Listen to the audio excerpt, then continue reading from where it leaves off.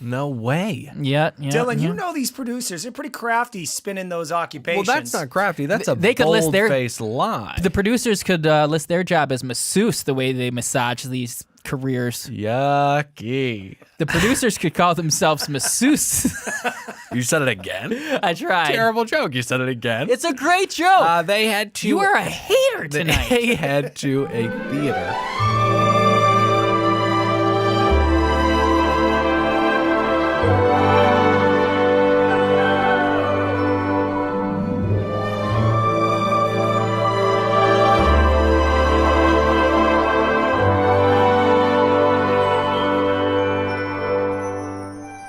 Hi, hello, and welcome to another brand spanking new episode of Another Bachelor Podcast. My name's Dylan. I'm saddled up next to one real Nicholas Davis. What's going on, everybody? Patrick, he's the producer of the podcast. He's behind the glass. Hey, everybody. Good to be here. Love that song. Love that tune.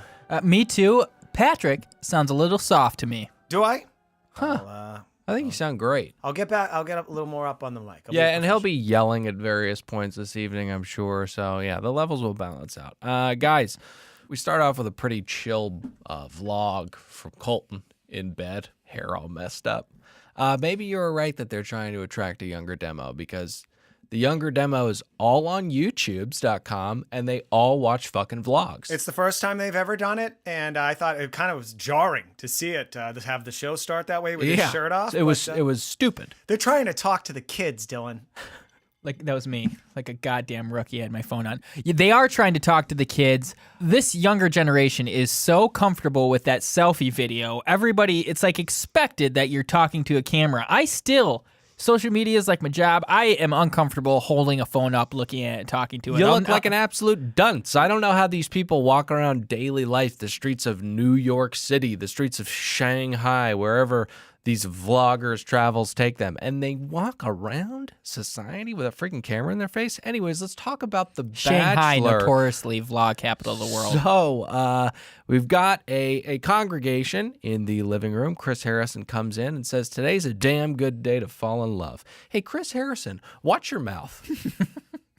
This is the first of many times ABC disappoints me tonight with their smut. Do we want to get into Onyeka right now? She kind of says, like, I'm competing with you guys. I just really don't like Onyeka at all. I don't like her either. She's overly aggressive. I will say, I don't know if that happened before or after, but Chris started a tagline here.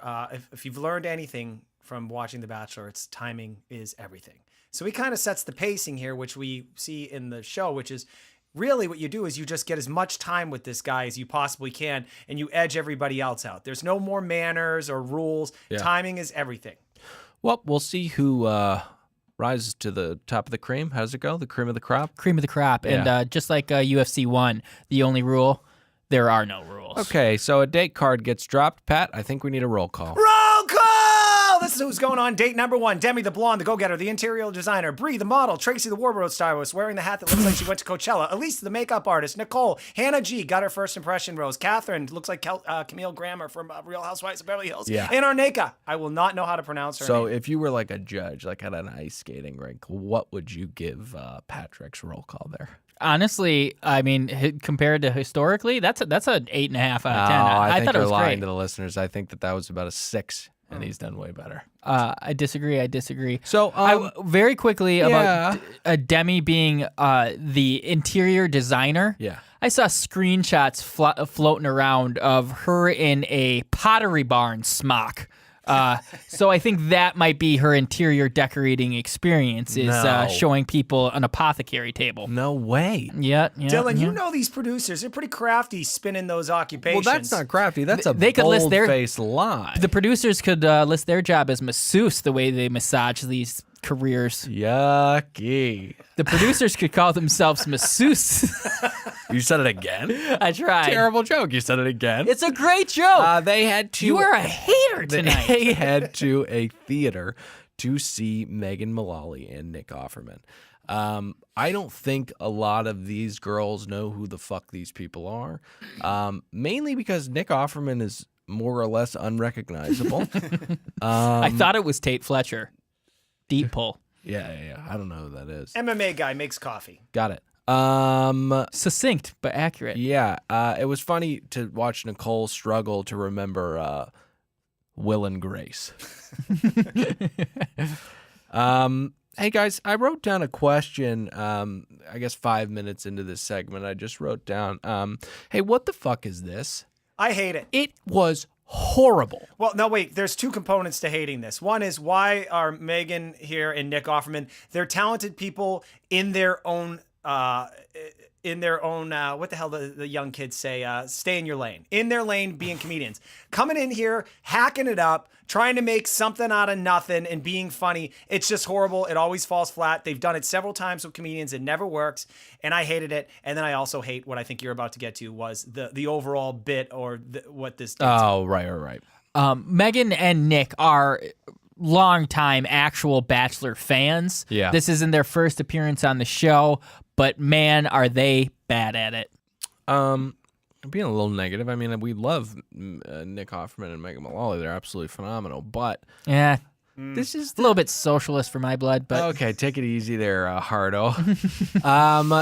They were prisoners to terrible production. Like, this was the worst fucking idea ever. We're going to do this presentation of people's firsts, which is like drilling down on Colton's virginity thing, but it doesn't necessarily apply to them. They can say their first anything. It makes no goddamn sense. And then maybe Nick Offerman, thought that he could go up there and go off the cuff, but it was just weird. Oh, both of them sucked, especially when they told their virginity stories. Hey, Bachelor, well, what are you doing with all these established comedians? Why don't you open the doors up to some young, up-and-coming comedians? Are you talking about yourself? I'm talking about us. Why don't you welcome us on there to do a bit? I know you producers listen to this goddamn show.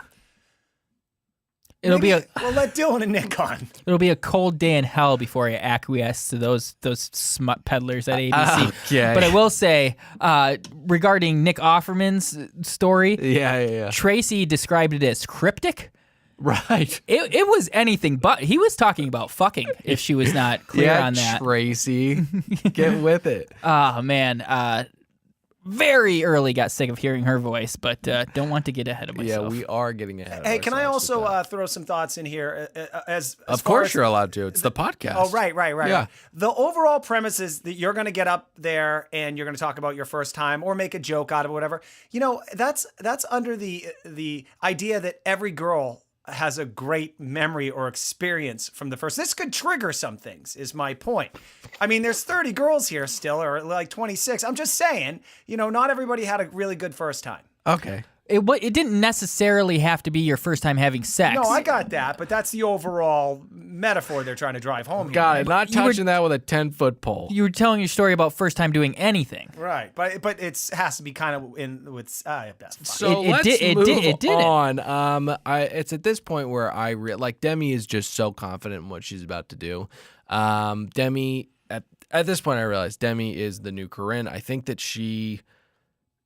Not just villain. Like, we've had villains before, like Olivia and stuff, but she is literally the exact same human being as Corinne. But not a sloppy drunk. She doesn't drink as much, but she's the exact same person. She's 10 times smarter. 10 times smarter. Corinne had a bunch of one-liners ready to go. I don't know. Demi's gonna flame out hard. It is very apparent that Colton is not into her whatsoever. Yeah, I don't know, but that's just my take. That's just my take. One last thing about these girls' stories. Though it was a horrible premise, horrible idea for a first date, these girls all, in my opinion, handled it super well and seemed pretty comfortable up in front of the crowd. Yeah, I want to get into some of their speeches specifically. I think that for the majority of them did do a good job until we got to Of course, Tracy, one of her just many fuck-ups. Right. Well, Tracy, and then we've also got Onyeka, and we've got Catherine, which was a Okay, so 3 out of the 8 did not handle it well, but 5 out of the 8. Right. And now, as we say 5 out of the 8, we're almost at about 50%, and that's not that great. 62.5, really solid. Really solid. All right. So we, of course, you guys saw the show.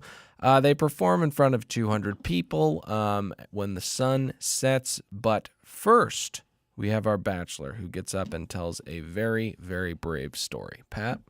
So for most of my adult life, I had a secret. I was a virgin. And as an athlete, I thought I had to fit this mold. I made up lies, and I was uncomfortable speaking my truth. One day, I get to the locker room, and one of the veterans asked me, he said, "How many girls have you slept with?" So I sat there sweating. What's a good lie? Is it 1, 4, 10, 100? What am I gonna do? It finally came out of my mouth, and I said, 0.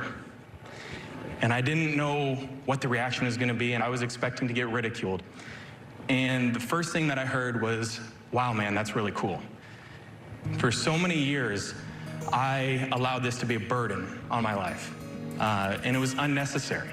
But for the first time, I told the truth about my virginity. Thank you. Hero.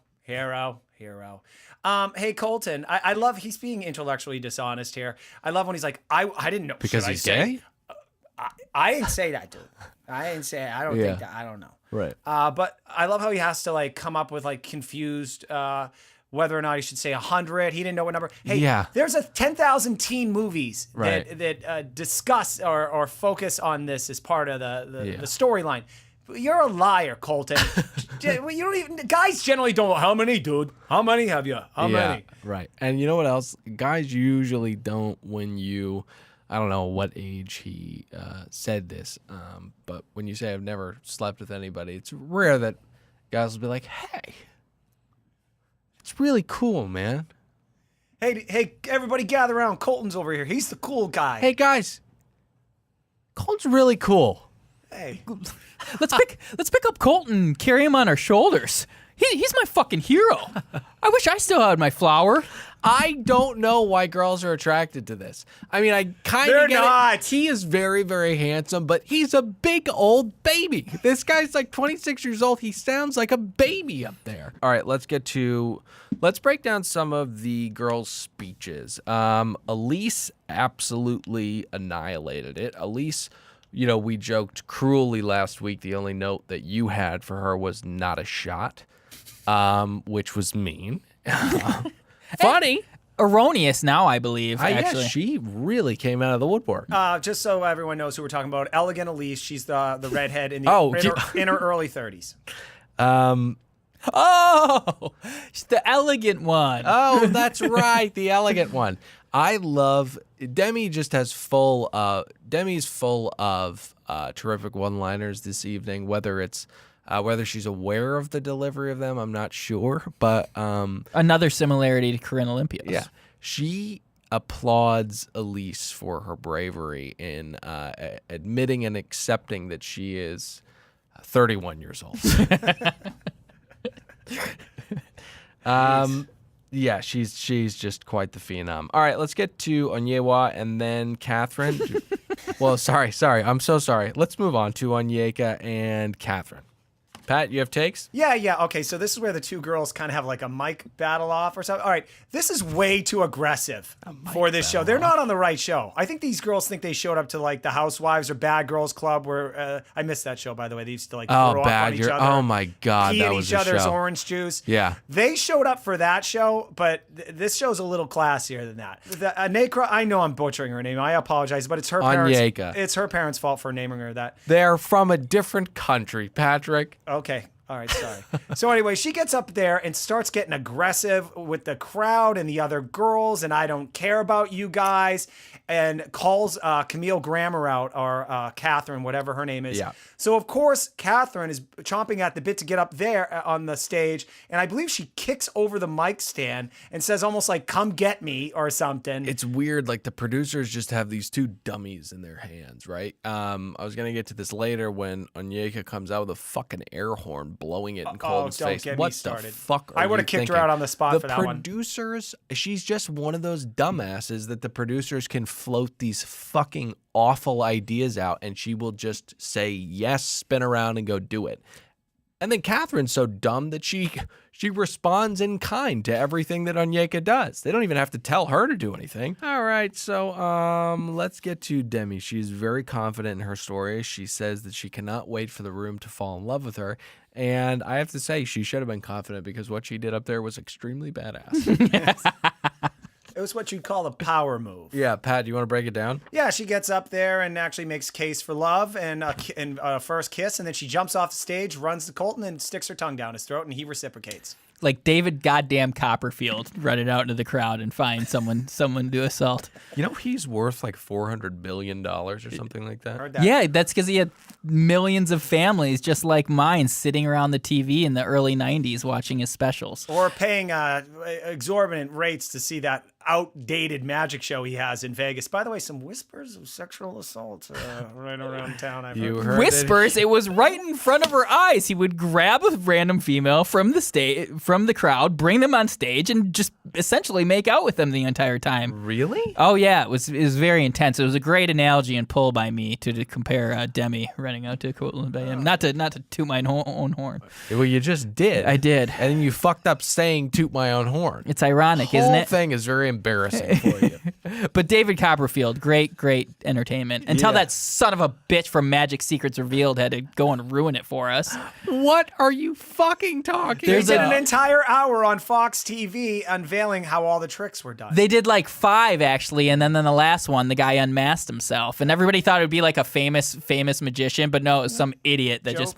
Is that when they showed how he made the Statue of Liberty disappear or something? I don't remember that one. It was more like how you make a chick in a box disappear or a sword go through it. Mhm. Got it. That's very, very unkind to do to a magician. One party trick he taught me that I still use to this day. I'll levitate in front of you guys later. Talk about some Patreon content. Go check it out. Patreon.com/Another Podcast Network. Yeah, wrong medium, but that's going to be hot pod. We got to get back to ABC's The Bachelor, don't we? Mm-hmm. Before we move on to the remainder of the date, it should be said Alabama Hannah gets the one-on-one on her golden birthday. What is that again? Is that when your year matches your age or something? The date of the month of your birthday matches your age. So I was born on December 26th. My golden birthday was when I turned 26. Got it. Okay, very excited for her and very excited to get to the dumpster fire that was her date. But first, we got to go to the night date. Night date! Ooh, I missed that. City Club, downtown LA, baby. DTLA. Colton sits down with Demi. She takes him away immediately, as she did last week, and Tracy is not okay. She's shook. Okay. A lot transpires because of this move here. What I don't like about these girls, who I hope have watched this show for years and years, is this is strategy, ladies. Hate the game, not the player, all right? And Tracy said her plan the whole time was to take him first. What arbitrary line is she choosing that it would be okay to do that? Yeah. At any point before she chooses, it's kind of like when you're driving on the road. Anybody driving slower than you is a dumbass, and anybody driving faster than you is an asshole. Crazy, yeah. It's fucking. To quote the late George Carlin. Is that who it is? Yeah. It's just innate in me because he's such a legend in comedy. Yes, he is. I didn't know where Yes, it came he from, is. but it was there. Yes, she. Fuck off, Tracy. You know, you In summation. I could feel your passion, and you're so right on. Like, how are you breaking down over her doing what you just said you were going to do? What the fuck? You're nuts. You snooze, you lose. Nicole said that she looked at all the girls are talking shit, and Nicole, I think they're talking about the kiss, and Nicole said that she looked at his face to just see how he was doing with the kiss. You're talking about earlier at the event. Right. They're reminiscing like Little River Band did. And she says, anyways, that I looked at his face to see if he was enjoying it. What kind of crazy lie is that? She was sitting down, the vantage point. Oh, yeah. She couldn't see Colton's face to see if he was enjoying it. Small detail, but that really irked me. That really concerns me about This Nicole. is some in-depth... That's fucking nuts to say that. They're breaking it down like the Zabruder film yes, over here. sir, he is. And that's what we do here. But honestly, I didn't like write it down, but I did notice that same awkward thing. And also, if she would have finished and she did in fact see his face, yeah, he fucking loved it. So Right. So you're wrong. What are you looking at? Let's not go crazy. Yeah, no, I don't think he lived it either. He's gay, so I He would have preferred if it was Chris or someone, I but don't think that he was very comfortable with it. Demi and him have an okay conversation. Like I said, he's not into her at all. She's going to be going, I think, sooner than later. But after she gets back, she does something unfucking thinkable. Pat? Hi. Oh, it's my Rose. Oh. You scared me for a second. Demi comes back out from her time with Colton, and she immediately walks over to the rose and picks it up. And I'm not gonna lie, I was like short of breath. I didn't know what was happening. And she picked it up and was like, this is mine. All of us, I could tell, were like totally taken aback. Like, it made me like slightly sick to my stomach. How did your talk with Colton go? Excellent. It was good. Yeah, it was really good. What do you think about the kiss? Did you bring it up at all? Oh, yeah, he loved it. He wasn't like nervous? No, he loved my confidence. It was great. Just the fact that So, a couple things we learned from that clip. Number one, Tracy's a nut, huh, guys? Huh? Yeah, Tracy's insane. Spark plug. Secondly, we find out that Demi has a pretty fucking disturbing laugh, huh, guys? I mean, it's scary. How do you go through life laughing like that? I went from loving her to hating her. Easy. But in the same clip, I did. She had a couple of just hilarious, like the way she said, "Pick up the rose," Yeah. and then she was like, Duh. "Duh," Yeah. and then that laugh, ugh. I'd murder her like Dexter if like I was around her a lot. It's too much, and I have an obnoxious laugh. All right. Do we need? I don't think I'd murder her. We need to move on. Elise, like we said, she's a strong competitor. I love the fact that Elise is a cougar, because she's 31 years old. Yeah, I don't think that I mean, in porn, that qualifies as they'll label you as a cougar in the porn world, but not in my world. Not in the world. Yeah. Not in reality. All right, so she did something really, really nice here. She kind of owned it, although she didn't have to. And she said that the girls that are a little older in the house had already labeled them an area. They called themselves the Cougar Den girls or whatever.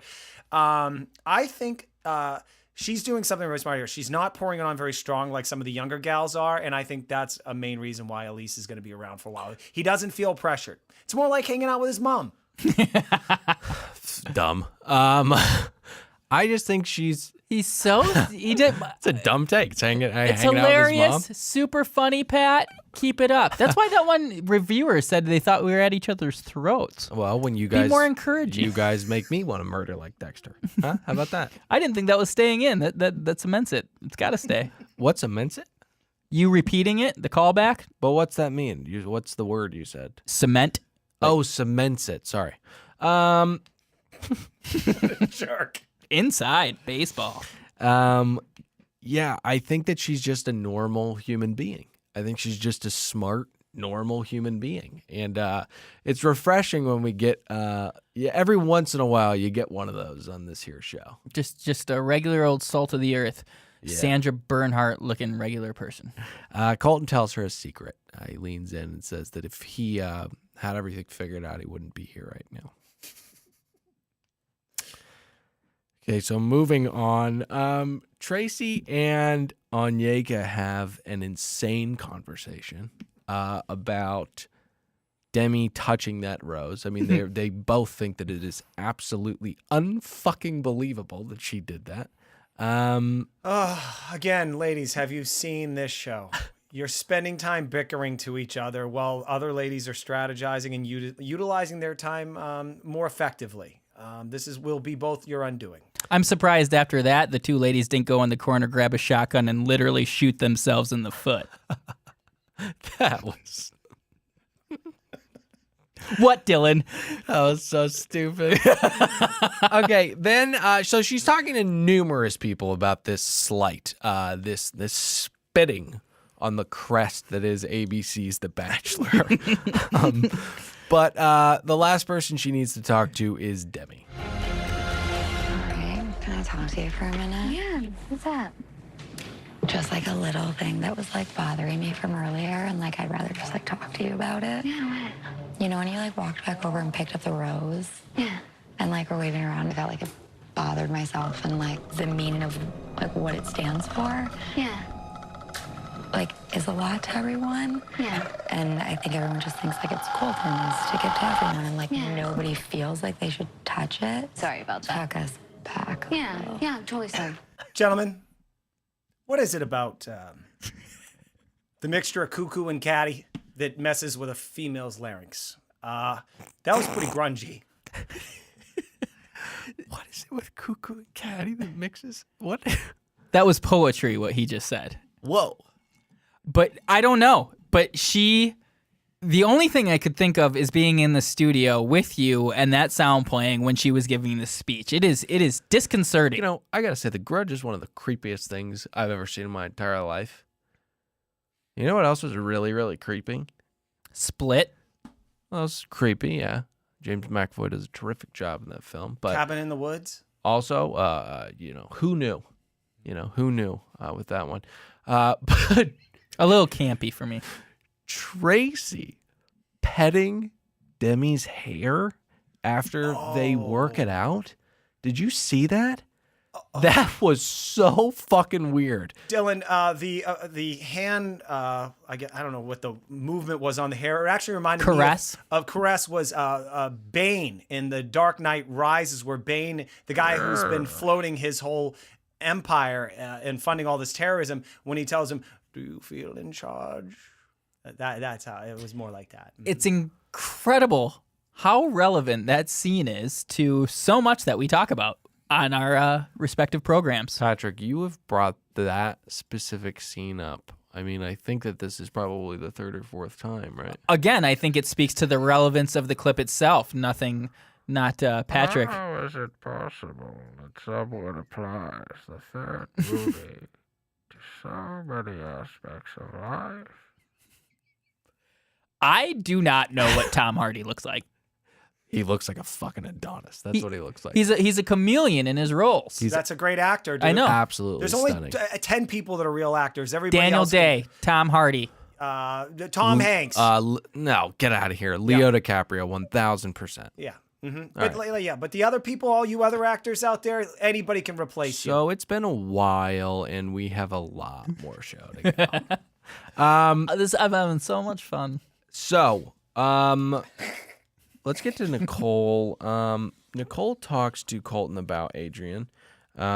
Says that she can't believe that she told him. And of course, I'm speaking about her severely autistic younger brother. I think that it's weird that she can't believe that she told him, seeing that she just had a film crew in her house. And they were filming her and her brother not a couple weeks ago. This is the second time she's spilled her guts about this. Now, I talked off mic, of course, with you guys about this. Sometimes we talk about things. Yeah. And here's my take on this. You drop the really sad stuff that America's going to love you for. Later on the one-on-one, on when you're in jeopardy of maybe you might not get a rose before a ceremony. This is not the place where you need to drop this story. Plenty of time. Total mistake on her part. And I don't know. Maybe you'll be going home sooner than later. When we did talk about this off mic, of course, in our pre-production meeting, I didn't express to you how, in general, I would agree with that take. Don't pop this out of the bag too early. But I think she was in jeopardy. You think she was like safe? I guess. I feel like if she didn't pull this out, she may be in danger of going home. So, though she has run out of stuff to sob stories for later, maybe she's still here. She's got a fighting chance. All right. Okay. You can't get roses from home. Half of my heart is in Havana. Oh, have you been? No. Yeah, Nice. starting from a negative. Nice. All right. She feels pretty good about the date, and at the end, she's gushing. Pat. I'm so grateful that Colton is the one that I'm fighting for. Like, I'll propose right now. Like, honestly. Like, hey, where's the ring? I don't need a ring. Just let's get married. Like, seriously. It'd be amazing. Just kidding. Okay, so Elise gets the rose, which is a shocker because Demi really thought she had that one the bag. I think we all knew that Elise was going to get it right. They have a very meaningful conversation. They did, but I didn't think she was going to. She's the red horse. The red horse. Oh, I was going to say dark horse, but she's the red horse. She's got She's a red the red hair. horse. That's how I got to remind the audience of who these people are. Yeah, it's a beautiful red horse. Elegant. You breed that red horse. What? That's an expensive horse. I mean, that's all. That's the game with horses. You gonna make another one or not? Holy cow. What? So can we move on to the next day? Yeah. Alabama. Hannah has her date on her said golden birthday. He and her head to the buzzard-filled hills of the Vasquez Rocks. They have a fascinating conversation. Questions like, hey, have you ever seen rock formations like this before? But while this is going on, we cut back to the house for some hot tea. At some point, I think she said, is this Arizona?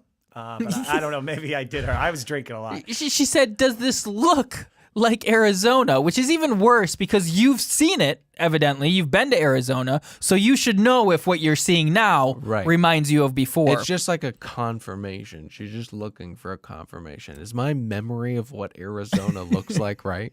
Yeah, sure. Whatever, bitch. Oh. Whoa. Hannah B. Okay, so while they're talking, anyway, we cut back to the house, and this is where something gets dropped on our laps here, some gold. Some tea. Some tea. Kaylin's talking to some girl, I forget who she's talking to. She basically says that her and Alabama Hannah, while they're both ex-beauty contestants or whatever, they're also at one point were roommates, and she basically says Hannah's kind of, when you meet her at first, the person you meet who's nice, once you hang out with her for a little bit, she turns dark. Yeah, she said that Hannah just kind of like took off, I guess, and they like didn't speak to each other, which makes the interaction that they had with each other way weirder because Kaylin like initiated the conversation, but Hannah came in, saw her, and said absolutely nothing to her. Yeah. And they were fucking roommates with each other. To me, this is like a Christopher Guest movie waiting to happen. And I think it's because of like the pageantry similarities. But think about it, like these roommate Miss America contestants turn arch rivals, one getting runner-up. Like they didn't even win, but they have this bitter rivalry still. Yeah. Nick, get that idea to that guy. He hasn't done anything good since Best in Show. Honestly, that would be a real winner. Take it easy. I like that thing, Mascots. I'm a big fan of whatever Christopher Guest does. Yeah, but Mascots is good. Stuff doesn't get talked about that's quality on Netflix. It gets buried. Yeah, because everybody's got to watch fucking Stranger Things. Oh, Stranger Things. It's so much like Spielberg movies. I don't like it. Fuck off. I don't like it when young kids are that mature. It creeps me out. I know that's kind of the point, but that little girl could be president. This package that they roll, giving us a little bit of background into the two of them proves one thing. Hannah has serious mental problems, which is going to crop up when Hannah and Colton go on this date. I think she is a little nutty because she says very sad things that could only come from a tortured brain. Like, if something's not perfect, then I think I'm horrible. Why are you saying that? That's so sad. This season, or her leaving, definitely ends with her showing up covered in blood. Hey guys, I'm gonna make a prediction. I think at some point, the way they always do this is there's the Bachelor, and then there's two girls on one of the last dates. It's like 10th episode. I think these two are going to be in a cabana out in the desert somewhere, and it's going to be a fight between those two of who's going home and who's staying. I'm making that call right here. And that kind of hurts me because I like this Kaylin girl. I feel like she's actually really, really nice, and just she's become entangled with this psychopath. Not her fault. Yeah, I think she's gonna shed her though. I mean, she'll survive that 2-on-1. Absolutely. Because we could also have a 2-on-1 with Demi and Tracy. Poor Tracy would never make it out alive. Like literally, Demi kills her. Yeah. It's like, I don't know what happened to Tracy. All right. They sit down and they toast to one another. And she has, I think it's an understatement to say, she has an incredibly tough time Pat? Your turn. Stop stalling. Dang it. I really feel like you took my words. Yeah, I wish you would have let me go first. I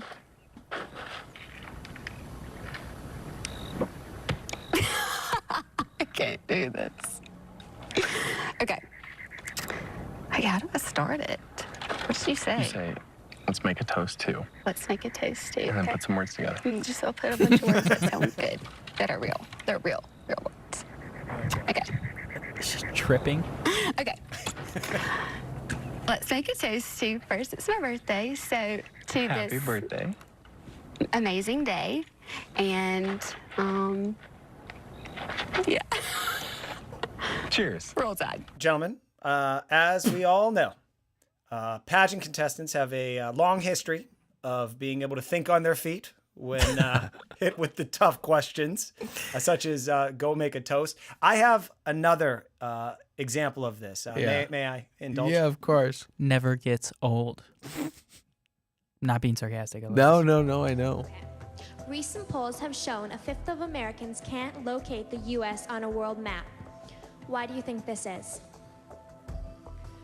I personally believe that U.S. Americans are unable to do so because some people out there in our nation don't have maps, and I believe that our education, like such as in South Africa and the Iraq, everywhere like such as, and I believe that they should, our education over here in the U.S. should help the U.S. or should help South Africa and should help the Iraq and the Asian countries, so we will be able to build up our future for our children.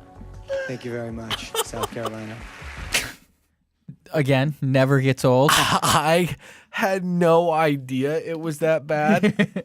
Pat, the clip that you just played is perfect because I think that this is something similar happened to her. She was probably asked if social media was damaging social relationships, and she probably said roll tide and walked off the stage. I think that's probably the trauma that she has endured. See, the problem is at the state level, you win. Right. You say roll tide. She said that at the national level, and she's wondering why she didn't get a runner-up position. Alabama, figure it out. You know what I would have said if I was forced to give a toast and kind of blanked and I was just really pressed for it? I'd go, this one's to ships. There's big ships and small ships, and some sail the sea. But the best ships are friendships, and that they shall be. Oh, that one's good. That's one's beautiful. really, really That's beautiful. It's classy. Yeah. So he does something that's actually pretty heterosexual here, which is after hearing that speech and having nothing to talk to her about, he says, hot tub time. That was Hot tub time. That's so true. That was a very heterosexual move. Yeah, very heterosexual. It was funny because they were having a tough time talking, and he was like, "Let's head to the hot tub," and they continued to have a tough time talking there. But I thought that he, this is when he kind of stepped up a little bit as a big bad bachelor boy, and he was consoling her, he was comforting her, he was saying like, "I get it," and she wasn't doing a good job. How she survived this, I'm not sure. Now, guys, I was trying to figure out Hannah because I do, when I watch this show and I attack these people on every episode, I do try and look at the person and go like, look, if I was in their position, tons of cameras, I'm not camera ready. Like, I'd fuck up, I'd say stupid stuff too. But her entire history or career is being a pageant contestant and a winner. That means she's ready to think on her feet, give the right answers, just get through conversations. If you have to fake it till you make it, basically. Yeah. That's kind of like the pageant thing. And she is so horrible. I can't give her the pass that she hasn't been in front of cameras before. You know what I mean? So her being horrible here is actually a personality disorder. Yeah, I think she's got I think there's something seriously wrong. She was like, all right, so in the hot tub, at some point when he's talking to her, her brain, if they did a close-up on her face, it was like she was a robot malfunctioning. She didn't know what expression or face to give him based on what he was saying. In like a 6-second period, she smiled, seemed concerned, was happy, overjoyed, sad again, intent on it was like it was watching a robot like the power go off. It was like next week we have the shot of her like roaring. Yes. She does it for such a long time. Like Roar! what noise did you just make? That was the roar at the trailer, I think. No. All in all, an unmitigated fucking disaster. We got to get to the night date. Night date! Sit down for dinner atop a beautiful rooftop. I believe that's Long Beach. Oh, yeah, that's right. They were on a ship. He It was like near the Queen Mary. Yeah. Now, that's quite a haul because we were up in, I want to say, Thousand Oaks, California. That's about 2 hours with some bad traffic. This is a busy day for those two people. Yeah. They sit down to a nice dinner, and Colton starts with a toast, if you can believe it. Absolutely nails it, by the way. I mean, guys, they talk about virginity a lot. Hold on. Okay. He's asking her questions, trying to make small talk. She has nothing. So this is like someone who has nothing to say. She deflects by putting him in the corner by asking him about his virginity. Got it. Like, we haven't heard enough about this, by the way. If I was a producer, go, hey, you guys can talk about anything. Don't bring up the virginity thing. We already have enough footage about that. People that are watching are going to be up to their fucking eyeballs in this bullshit of virginity. Don't bring it up. Yep. But she does. Incredibly bold move, I thought of her, after saying almost nothing the entire date, bringing up essentially his weakness. Yep. Yeah. But it's his kryptonite. Well, she didn't say nothing. She said, you took my words. It's my birthday. It's my birthday. Ugh. What a beautiful day. It's my birthday. I had, I believe, 9 mentions of the birthday written down. I'm surprised she didn't talk about South Africa at all. Do we have any other things we need to discuss about this here dinner? She gets a rose, and for the 10th time, it's her beautiful birthday. I have a hot take. Can I give you a hot take? Okay.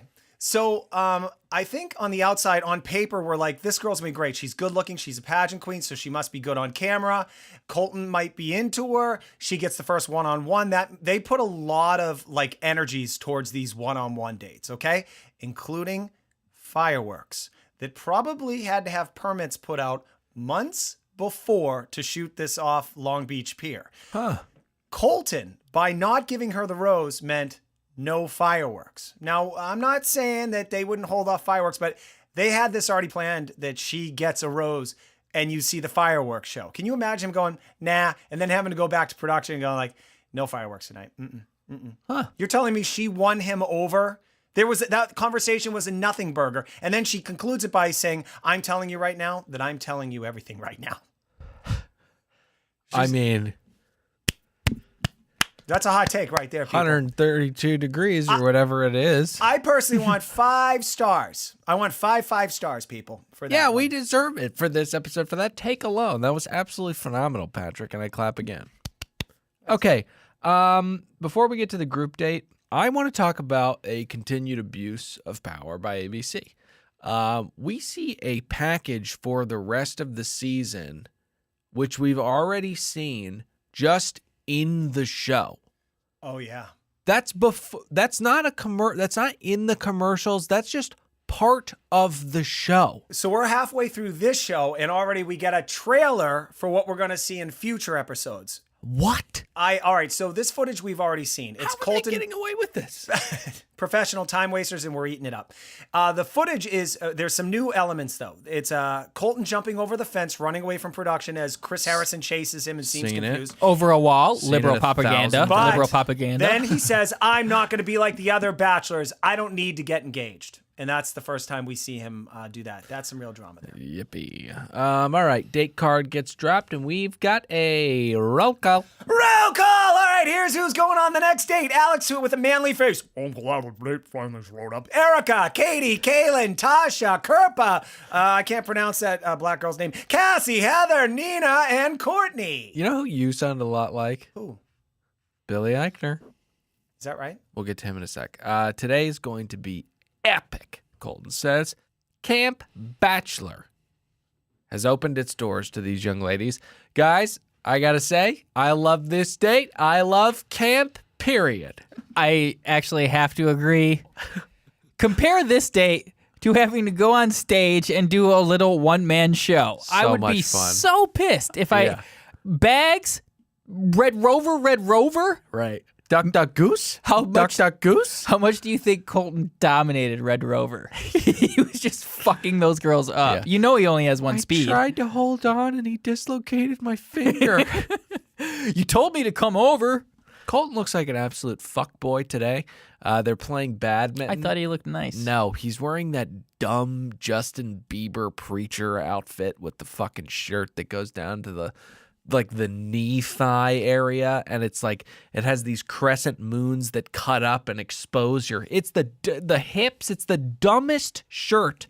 I guess I didn't notice that. That does sound dumb the way you describe it. I agree. I didn't pick up on that, though. Thank you. So I apologize. Yes, Ann. All right, Billy Eichner drops in. Who's this fucking guy's agent? I know that us young kids, we're into this stuff. He's got some fun videos and stuff, but anybody over 40 has no clue who this person is. And how do you end up on a show that 20 million people watch? No, but I'll tell you who now knows who he is.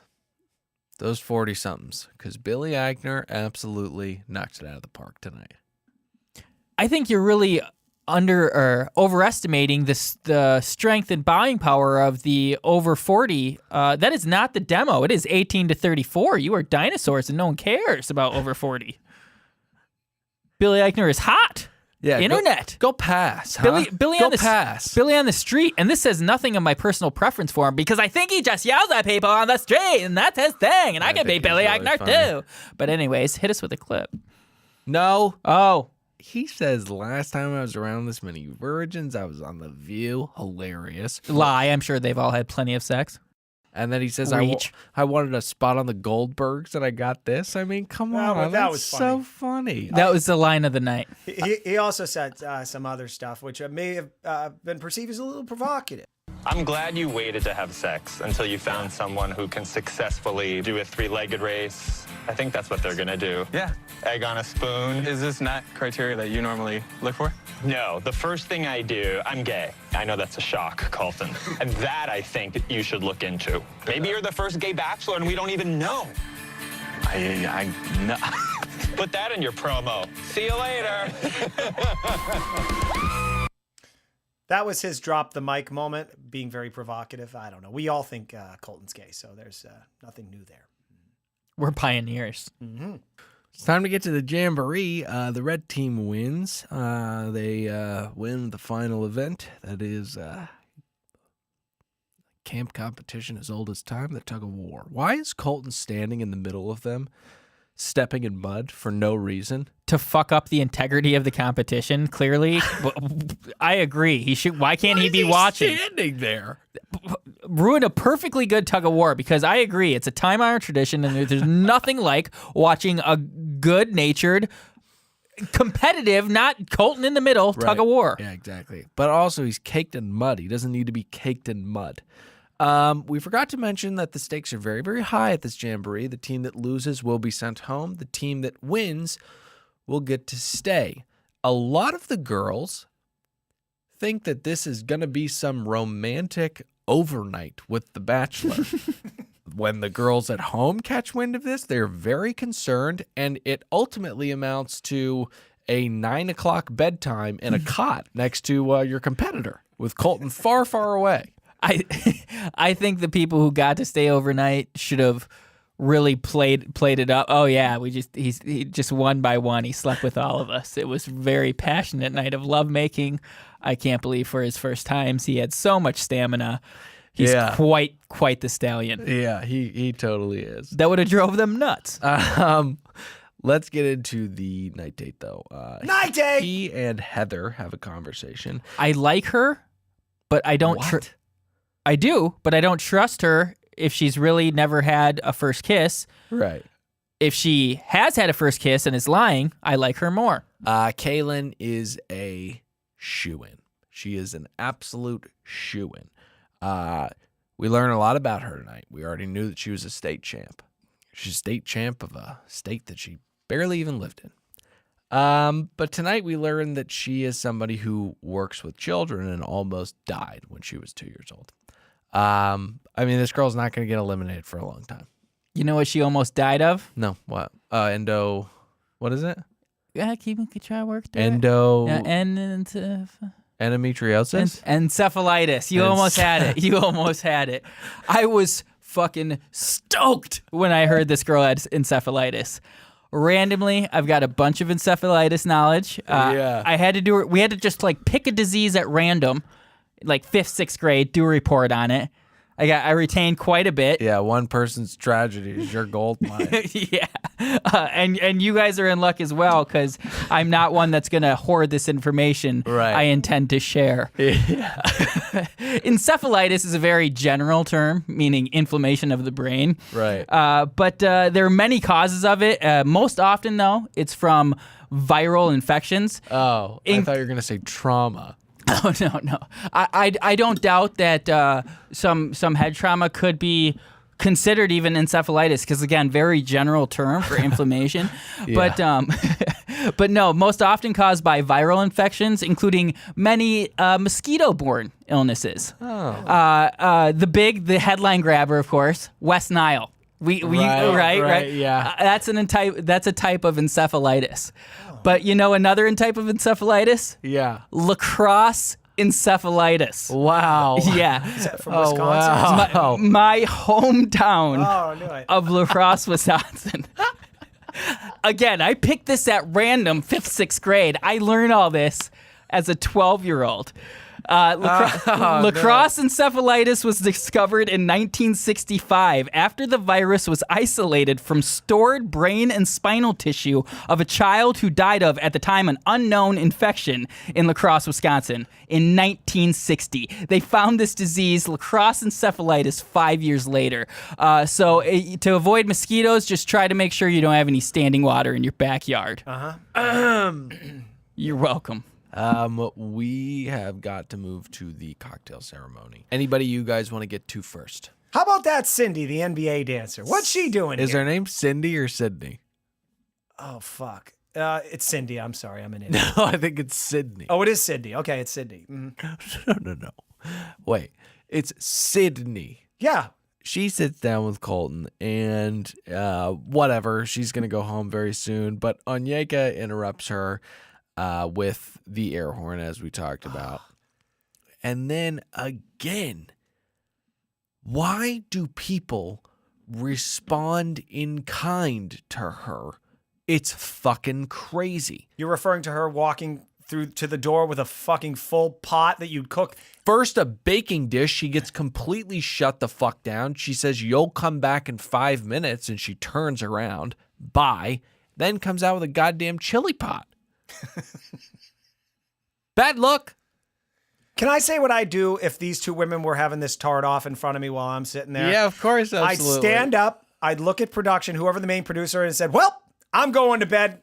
And I'd march my ass upstairs. You control these animals, and when you have them tamed, I'll come back downstairs and dance like a fucking monkey for you. But I'm not getting a bullhorn in my ear and a fucking stew pot clung 2 feet from my fucking ear balls. All right, so you get your fucking shit together. Jesus Christ, who did the casting here?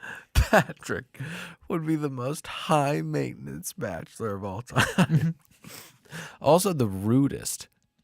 Come see me. I'll be watching Sports Center, assholes. Is there any resolution to this whatsoever? No, they don't. They never cut back to it either. Right? Nothing. All right, we got to talk about Tracy, the finale of the evening. She sits down with Colton and is interrupted by her mortal enemy. Demi comes in and, scorched earth. Tracy is an absolute shambles. You're referring to when Demi comes down in a bathrobe and grabs Colton by the hand, takes him away. Hey, Colton, by the way, this was kind of immature of him. Hey, tell her, give me 5 minutes here, sweetie. I'm going to hang out with Tracy. I haven't got a lot of time. I've gotten a lot of time with you. But this is where the man thing steps in. I think we've had previous bachelors that are mature enough to go, 1 minute. We've seen that time over. You will not see him do this a single time this season. No, because he's a big baby. I haven't seen him do it once. I think he's terrified of hurting people's feelings. Yeah, a big baby. Mm-hmm. But he does. He grabs Demi by the hand and goes, is that his bedroom they take her up to? I don't know. A private area. Knows? But you know what, ABC, a massage, really? I got a quarter chub for that. Yeah, he took the words right out of my mouth.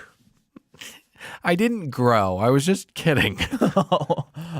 I wasn't. Okay, so she goes downstairs, and the girls are not happy with what she has done to a girl that they don't know, yet fiercely defend. Demi is not concerned in the least, and I kind of love her for that. Pat? Do you feel bad at all for Tracy? Because I don't know. Wait, what happened with Tracy? Like, I heard you interrupted her, right, or something like that? I think she was very upset, from what I've heard. The second I walked downstairs, the girls were like, do you know what you did to Tracy? And I'm like, no, I actually have no idea what I did to her because I was up there with Colton having a great time and I wasn't thinking about Tracy for even half a second. You know what, though? You know what's weak of these other girls? It's like, don't use Tracy. And you've said this before we played the clip. It's like, ladies, just say you don't like it. Why do you got to put it on someone else? Just own it. Hey, Demi, we think you're a bitch and you're kind of hogging Colton. Cool it or we're going to beat the shit out of you. Beat the shit out of you. I don't know. I'm not them. I'm not there. But that's what I'd say. I don't know. Some Lord of the Flies shit. Let's settle this. Yeah, I mean, again, Tracy is in ruins because she's a nutbag. We have to follow Demi upstairs to go. Are we calling it an apology? Let's listen. It seems mean. It seems rude and mean. I have been trying to be very authentic and real in this, and Yeah. I would like the reciprocated respect. Well, you are seriously one of the most amazing women I've ever met. You just keep on doing you and keep being who you are. You are an amazing storyteller. I feel like he's gonna definitely enjoy your story.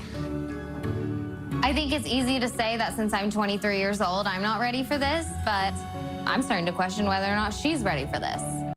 A demon built in a lab for this show. It's an amazing villain. You guys mentioned Corinne Olympius and comparing to her. That is a complete disrespect to this little evil one. Wow. Like, she is way better television. I don't think she's going home anytime soon. And well done. She carried this episode, I'd have to say. Yeah, maybe a little bit of Hannah, but she didn't really know she was carrying the episode. Right, yeah. This one does. She has an agenda. All right, let's get to the roast ceremony. Pat, we need a roll call. Roll call! Tasha, Cassie, Kaylin, the pageant chick that's going to have it out with the other pageant chick. Courtney, the girl that's black with a huge nose, but she's still the hottest chick here. Demi, the girl that we just saw. She's making waves on this show. I love her. She's going to have a huge Instagram following in the next couple of days. Nicole, the Latina chick who has no self-esteem, who has a brother who has autism. She'll be going home soon, but she, anyway. Kerpa, the girl who's Indian who has a real job. She's a dentist. Hannah G. Catherine, who's Camille Grammer. Bree, the model. Cindy, the NBA dancer. Anaka. Katie, the hottest chick that's here. Kaylin, Nina, and Tracy. I agree on Katie. Anaka? Anaka, sorry. I blame her parents for that. Also, didn't you say that we were just going to get names because you didn't have anything to add? Oh. I can do it again without the descriptions. I thought they were perfect. They were really good. Sometimes you can't rein it in, and sometimes you shouldn't. You want to know the 4 girls who went home? Yes. Absolutely. I don't know their names. I'm sorry. Alex B., Angelique, Annie, Erica. Alex is the one that I kind of wanted him to spend more time with. That's the one that had a very manly face. Super hot, tall. Nick wants to say something. I'm just sorry I had to go home so soon. Nick wants to say something. I was just going to say it wasn't just her face that was manly. Her voice matched. See you later. But evidently Patrick was super into it. I was like, he kept Tracy around because, Demi needs to destroy her further, I guess. The producers are merciless. But there were so many generic pretty blondes he could have kept around. Like, too many of them. Why keep Tracy? She's beat to shit. She is David. She's David. I keep seeing the similarities. Is that the Bible you're referring to, or? No, from last season, Jordan's rival, the Chicken Man. Oh, shit. Just the embarrassing autistic, like he is being kept around, clearly no shot, somewhat pathetic even. Right. But a great punching bag. Yeah. No, I see the similarities. That's the end. It's the end of the episode. Terrific episode of television. But we got to get out of here. We'll be back next week with another brand spanking new episode, covering another brand spanking new episode of ABC's The Bachelor. Jump in the iTunes ratings and reviews. Leave us 5 stars, not 4, 2, 1, or even 3. 5 would be great. And follow us on Instagram at Another Bachelor Podcast. Join us on Facebook at what, Nick? Facebook.com/group/Another Bachelor Podcast. And if you want to hear some incredible exclusive content coming soon to only Richie Riches who get behind that paywall, patreon.com/Another Podcast Network. Guys, we have so much cool stuff coming there, and you have to pay American dollars to hear it. I'm going to levitate. He's going to levitate, and you'll be able to listen to that, but also Video content. Oh, really? I thought you were joking. Only for Birds of War, the #1 tier. Oh my God. That's so exciting. But I think what people are really going to want to listen to is, we've talked about it very seldomly, but guys, not all of this stuff, if you can believe it, makes it into the episode. We one time had the biggest brawl you've ever heard on mic. I mean, we really, really went at each other's dicks. And that will never see the light of day. But our second biggest fight, I think, is fit for air. That's us saying goodbye. I'm Dylan saying goodbye. Nick, say goodbye. Goodbye. Pat, say goodbye. Goodbye, everybody. I miss you.